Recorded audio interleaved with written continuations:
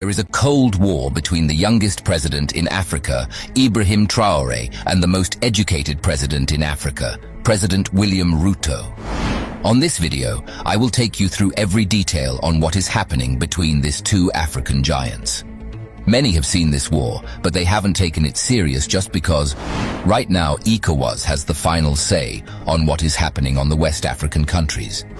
And if you may allow me say this, ECOWAS commissioner has already given a statement that they are ready to invade Niger any time from now. While on the other hand, a group of locals in Niger's capital, Niamey, have vowed to recruit tens of thousands of volunteers to fight alongside the Nigerian army in defense of their country, against the backdrop of impending Western-backed ECOWAS military intervention. Residents spoke out openly in support of the recruitment, which is already underway, with thousands signing up. Mothers and fathers vow to do whatever they can to support the country's military in what they call the real fight for our freedom. One woman said, "I will pray for our soldiers. I will cook for them. I will give up my children. And if I have to fight, I don't mind. Our country must be free." And this is why I said earlier that the worst kind of war to engage in is one in which the citizens are the army. How do you fight and win this war? If the aim isn't to ignite the entire region and set it on fire, we wouldn't be talking about war here, because I see another Ukraine brewing on the West African coast. But unlike Ukraine, where citizens ram from recruiters and escape the country rather than volunteer to fight, maybe because they know it's a proxy war, the Nigerians aren't running away. They're staying back to fight and defend their country. And they have support not just from Mali and Burkina Faso, but from places many people will not believe until the actual war starts. Trust me, if this war ever happens, it'll be the biggest thing that's ever happened on the continent of Africa, because it holds the key to the liberation of the entire continent. And this is why I think that the African countries on the side of the West must think twice before embarking on this potentially ill-fated voyage. I know what I'm talking about. There isn't going to be another Libya on the continent of Africa. You can take that to the bank and cash it. And if that doesn't tell you something, I don't know what will. Let's leave that aside and let me dive into the topic of today. What is happening between Ibrahim Traore and President William Ruto? It's not a long story. Please let me explain. 35-year-old President Ibrahim Traore of Burkina Faso has called for African countries to put their energy on developing themselves. In a report that has been shared by a reliable source of information, it has been reported that young president has stated that as long as there is no development in a country, youths will always leave the country in search of greener pastures.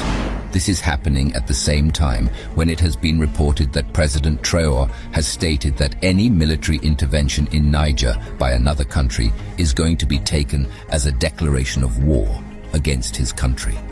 Several sources have confirmed that the president said this amid claims that France was planning a military intervention in Niger to restore ousted President Mohamed Bazoum back as the president of Niger. Speaking about this, President Traore has stated that any attempt by any country to conduct such an operation is going to be dealt with by his government. They will respond by force. This is happening at the same time when President William Ruto of Kenya has stated that his country, Kenya, is going to support any decision taken by ECOWAS in attempts to restore ousted President Mohamed back to his seat. President William Ruto has also stated that Kenya is against coup in Africa, adding that coups takes countries back to the old days where there was no democracy. Above all, this means that if President William Ruto will dare to touch Niger, he will touch Ibrahim Traore. Anyways, I don't know what you think about all this. Give us your thoughts on the comment section below. The coup in Niger, our position is that undemocratic, unconstitutional imposition of the will of any government of whatever nature on the people without their consent is wrong, the same way colonialism was wrong.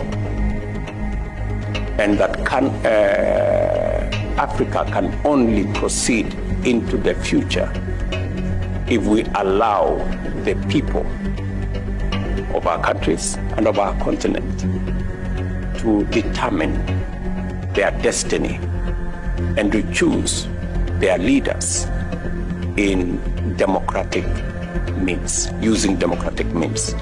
The way you do here in Mozambique, and the way we do in Kenya, and the way it is done in many parts of our continent.